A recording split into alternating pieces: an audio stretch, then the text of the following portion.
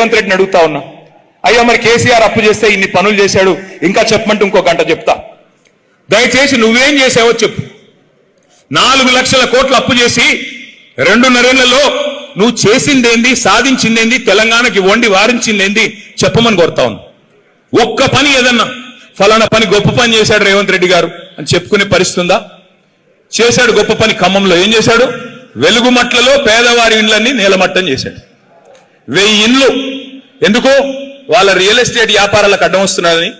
పొంగులేటి శ్రీనివాసరెడ్డి గారి real estate వ్యాపారం, తుమ్మల నాగేశ్వరరావు గారి రియల్ ఎస్టేట్ వ్యాపారం, వాటికి అడ్డం వస్తున్నారని పక్కన ఉన్న అందవిహీనమైన కాలనీ అంటారు, పక్కన ఉన్న విల్లాస్ కి అడ్డం వస్తుందని చెప్పి పేదవాళ్ళ కడుపు మీద తన్నారు కాంగ్రెస్ నాయకులు. అవును, అభివృద్ధి జరుగుతా ఉంది బ్రహ్మాండంగా. రెవెన్యూ, రాష్ట్ర రెవెన్యూ పడిపోతోంది. కానీ రెవెన్యూ మంత్రి గారి అక్రమ సంపాదన మాత్రం 100,000 కోట్లు పెరిగిపోతానే ఉన్నది. అవును, అభివృద్ధి జరుగుతోంది. మీ బుగ్గపాడులో ఫుడ్ పార్కులో ఏం జరుగుతా ఉంది? మట్టి ఎత్తుకొని పోతున్నారు.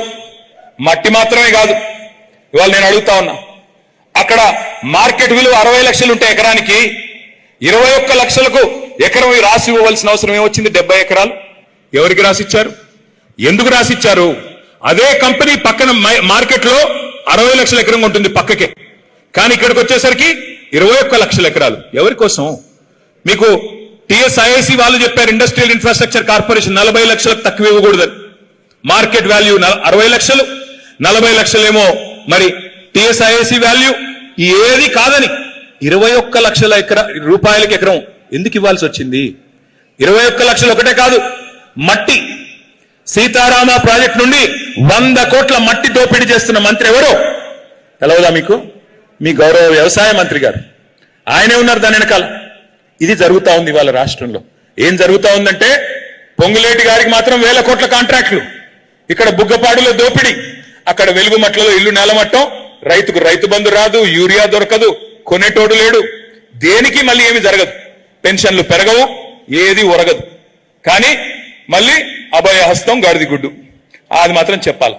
అందుకే నేను మిమ్మల్ని ప్రార్థించేది, నష్టపోయింది ఎవరు? కేసీఆర్ గారా లేక ఖమ్మం జిల్లాలోని పేద ప్రజల? ఆలోచించండి.